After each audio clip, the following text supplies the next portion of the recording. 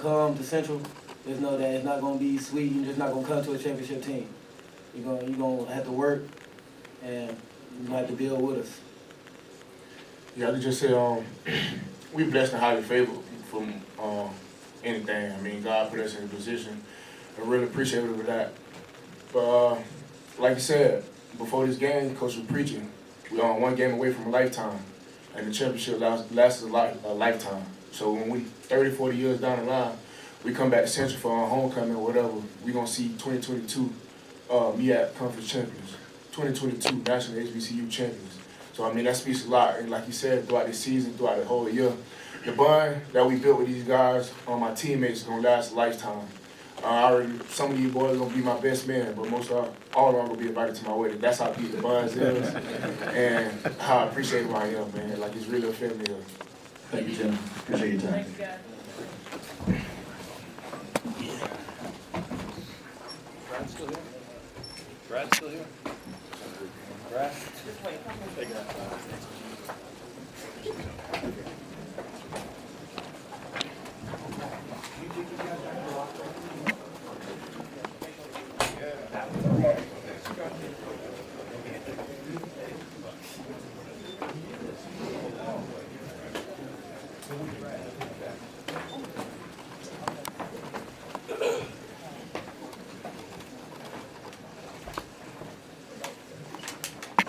All right, North Carolina Central head football coach, Trei. Coach, we will start with an opening statement from you, and then we'll follow it and open the floor for questions. Coach. What a football game. What a football game. Two great teams battling. That was a championship, national championship caliber type game right there. Hats off to Jackson State University. Obviously a very talented, well-coached team, and they had a great season. Excuse me, I thought our staff did a heck of a job of getting these guys prepared. And aside from, schematically and everything, you got to pour into these men mentally as well. And they see some of the clippings, and you hear some what people say about us and them and, all that stuff. And we talk about being great. And being great here starts with belief. Believing in yourself, believing in the program, the play calling your teammates. And I just, I'm so proud of my guys. I'm so happy for my university. And, like I always said, since last week at the press conference, it's so much bigger than me. It's about North Carolina Central University, first and foremost. And it's about the Meac. And I'm just a piece of it. I'm the spokesman for our program. But I take my hat off to our guys. I love them to death. They had a chip on their shoulder. The disrespect was real since we've been down here. We come to the press conference, and many of you were here last week. Their athletic director addressed us as North Carolina A&T State University. I mean, come on. We pull up to a dinner the other night. Buses won't move. They got to drop our guys off in the middle of the street. Pre-game, we supposed to come out at a certain time before the national anthem. For whatever reason, the team wasn't ready, so they stopped everything. My guys sat in the tunnel for 10 minutes in pregame, waiting to come out. But it don't matter. It doesn't matter. We're a resilient group. We play good football, and I said that before, and I'm proud of my guys. But like I said, they're gonna put some respect in our name in Black College, and I think they're gonna do that now.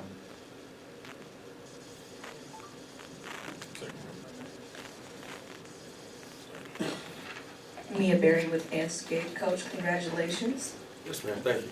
First part, you won the inaugural Cricket Celebration Bowl as an assistant coach. How does it feel being this homegrown kid that's bringing it home to your alma mater? In second half, you said Central wasn't doing anything different. You were going to play your brand of football. We saw a little trickery along the way. Can you talk into what went into some of those trick plays and the decision making? Right. This means so much. The folks, the Chancellor administration brought me back. Obviously, I'm an alum, and my parents went to North Carolina Central, so I had a chip on my shoulder, and I had a little motivation to try to get North Carolina Central back on top. And I'm really happy, that I had an opportunity to come back and lead this program, and I'm humbled. It's an honor. I don't take it lightly at all.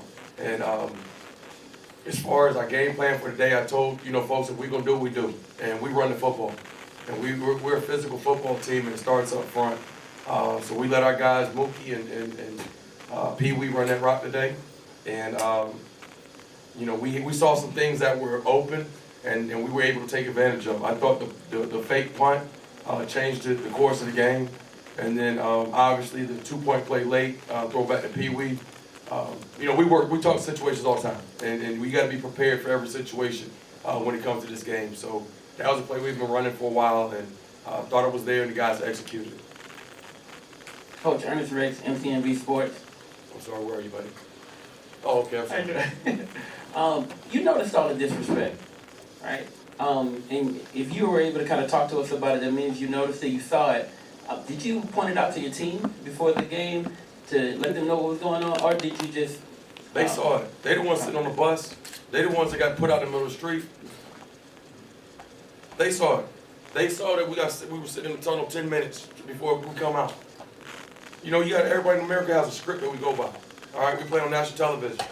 It's the first time I've seen the script change. So I didn't have to say anything to them about it. We control what we can control. Bottom line. And nothing's given to you. If you want something, you got to go take it. And, we deal with adversity all the time, and that's such as life. So we're not going to sit here and complain about this, complain about that. You want something to change, do something about it. Bottom line. Yeah, Johnny Cole from HBC Control. What's up, Coach? Coach myself, hey, what's going on? I tell you, I watch you from the time you came on the field, and I want to say that you and your coaching staff, man, I've never seen a very coach from the time you came out to the time you finished the game. The calmness on you that I've seen just through the whole course of the game. Was it something about watching film for 2 weeks? I think you guys got a chance to watch. That it was about something about Jackson State that you knew that y'all could attack and to be able to win the football game. You seemed so confident about that we were going to win this football game. Yeah, I was confident. It wasn't more so what we saw with Jackson State. It was our guys. And I said we have a good football team, a great football team. And I said that we didn't really truly have that. I shouldn't say it anymore to start Balvin because we got player of the years and all this FCS All-Americans. But it's more so about team and team chemistry and things of that nature. And I've seen our guys grow every week from the beginning of the season, and we continue to get better. I saw over the last 2 weeks we had really, really good practices. So the guys knew what was at stake. The guys were hungry, and we had something to prove today. And, you playing a really good football team. And it's an opportunity for our guys to come in here and beat a 12-0 football team. And let folks know that we're as advertised. We come in here and we weren't even picked at the beginning of the season in the top 10 in black college football. It was 10 teams that y'all picked that were better than us.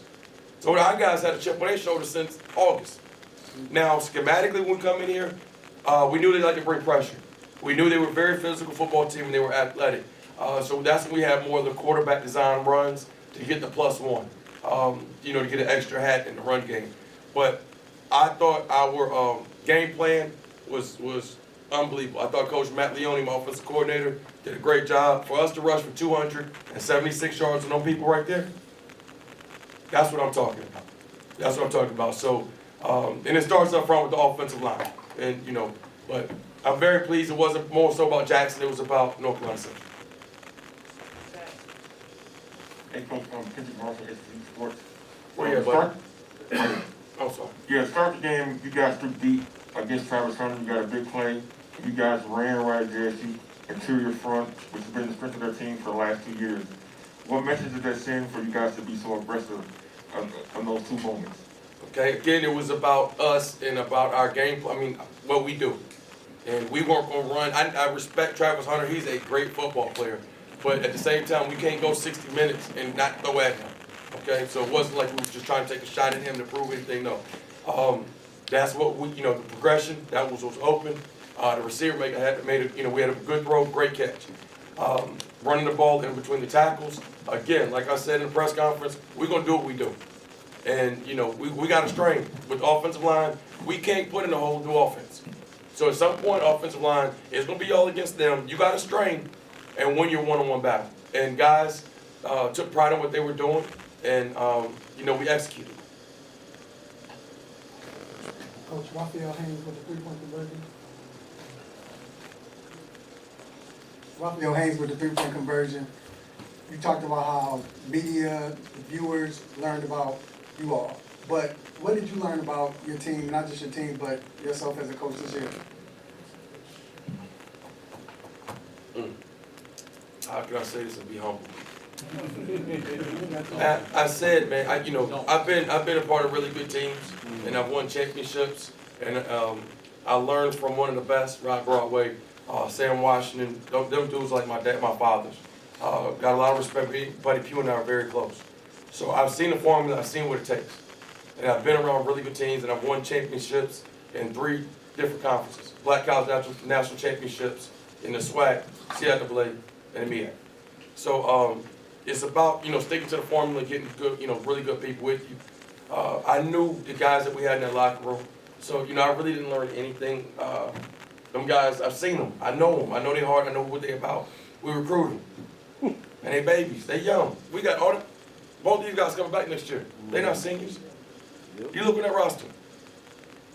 High school kids, young men, excuse me. High school young men that bought into our system, bought into our scheme, and have developed. And that comes from our strength staff, our support staff, and everybody that North Carolina Central University pouring into them. Now, obviously, we have the culture here. We got a great foundation. Yeah, we can go find us 1 or 2, transfers. But we built this thing with high school young men. Trei Gray, Atlanta Journal-Constitution. Obviously, we talked about the fake punt, the reverse, and plays like that. How much impact do those big plays have on the mental of the game, and that was so close throughout? When it's a one-possession game and it's back and forth, and you're driving and defense finally gets a stop, and I thought moved the ball pretty good in the first half, and then defense gets a stop on us, and then boom, you hit them with a fake punt, and defense got to come back on the field. That wears on you, especially your psyche. And you got to keep people on their heels. So we have some more stuff cooking too now. We have 1 or 2 more. Gary Jones, DMA Sport. Last week, I talked about coaching experience. And I think I highlighted 20 years, you said 20 years coaching experience. After the game, I talked to Mr. Buddy Pugh. I said, how did having experience win this game? And he just smiled. So this 2 years straight, do you think experience, coaching experience, won this game again? I don't think it was more so coaching experience, really execution, being able to run the football.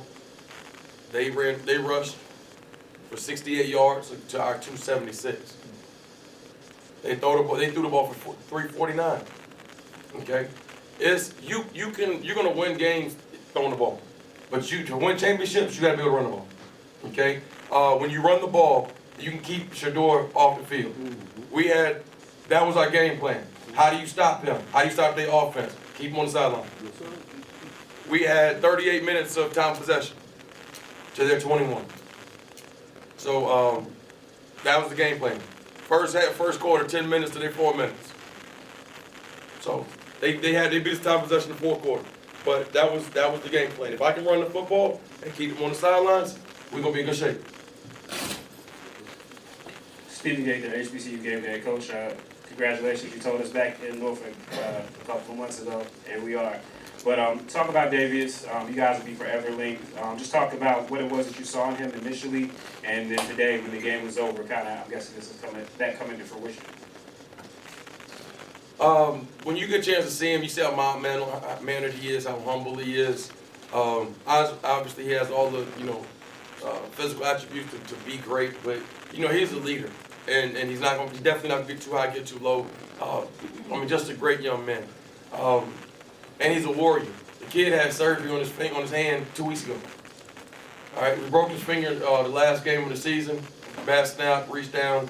The doctors couldn't wait till after the season to fix the ligaments in there, so he had surgery on his non-throwing hand. So he did this right here today and ran the ball for over 100 yards, whatever he did, all that today, just coming right off of surgery. Paul Briggs, Meac Sports. Coach, last year you guys was in the Meac SWAC championship game at the beginning, SWAC challenge at the beginning, and now to be in the Cricket Celebration Bowl championship game a season later. Talk about the journey going from the beginning of the season, now playing at the Meac SWAC at the end of the season. They talk about starts in the A and ends in the A. And for you to be able to play a great opponent like Alcorn State last year, and with Coach McNair is down with that program, you know, they have a great program, and they're very athletic, and I mean, you're going to have a battle when you play them guys. And then, you know, here, and I was messing with alumni last night, you know, shoot, they talk about get to Atlanta. Well, we here, you know, let's talk about you got to win in Atlanta. So for us to come back down here and play here again, and John, can't say enough about this. Y'all look at the energy in that building. The NFL commissioners in here, it's a sellout. The energy in there. And then people want to talk about playoffs. Like how the Irish say playoffs. Practice. Come on, man. I mean, let's be real. But I mean, that's an unbelievable experience to be able to play. For our guys that had the opportunity to play here in this, and the bands were rocking. I mean, that's what black college football is all about. I mean, that's what it's all about. And I'm happy for our guys to be able to have an opportunity to experience that. One more right here. I'm sorry. Dash, I'm sorry. Shakira Martin with Meac Sports. Coach, congratulations. Thank you. Just walk us through what this game and this win does for the Meac Conference, especially on the platform that was basically set for the SWAC. Your players talked about how when they came in, the spotlight was on them. They were able to chill and do what they do best. What does this do for the conference? I mean, it'll continue to show everybody that we play really good football in our conference. I mean, I don't expect a whole lot to change, and when we get back to Durham, the roads be paved gold, nothing like that. But maybe they can, Kyle. But I mean, again, we further proved that we play really good football in our conference. Bottom line. And I'm sorry, what was the second part of the question? Just what does it do for the conference? Oh, yeah, that's it. I mean, and again, we didn't have much pressure on us. And, you know, we humble. We just play the game, man. We don't need to do all that talking. You know, we let our work speak for itself. This is Kenyatta Cavill. Hold on one second. I'll only answer this question if he has a Meac polo shirt on. That's right. No, I won the North Carolina Central Championship. That was my shirt. Now, since you're going really hard like that. And I wanted to say it's been a pleasure to follow you back at the beginning in Norfolk. And you talked about the journey and concluding it right here in Atlanta with the celebration. Because I asked some of the players, there's a limited opportunity to win a championship, whether that's at the interscholastic level, intercollegiate level, or the professional level. You've done that now. Talk about how you feel about taking the journey. Well, you know, that's the fun part is when you see that, you know, you come from, you know, our struggles from when I first got here in 19, so we improved, but then we struggled here, and then, you know, people kind of counted us out when we lost to South Carolina State this past year. So I think that's what makes men, is when you have to go through adversity, and that's what makes teams. And it's hard to win championships, and I've been blessed to win several of them, a lot of them, but that's one thing, like you said, nobody can ever take away from these young men, their legacy. You know, when they come back 10, 20 years of homecoming, or they telling their story to their kids, man. You know, we had a 10-win season. We won the Meac. We won the Celebration Bowl. Who'd y'all play? Daddy, who'd y'all play? We played Jackson State. So you can't take it away from these guys, and they worked for it. They earned it, and you know, I love them guys, man. I'm so happy for them that they have an opportunity to experience championship, and we win that thing and bring it back to Durham. Thanks, Coach. Appreciate your time. Thank you guys for your coverage this year. If you have a vest, please bring it to the front. If you have a vest, please bring it to the front. Thank you, everybody. Once again, I just want to say thank you.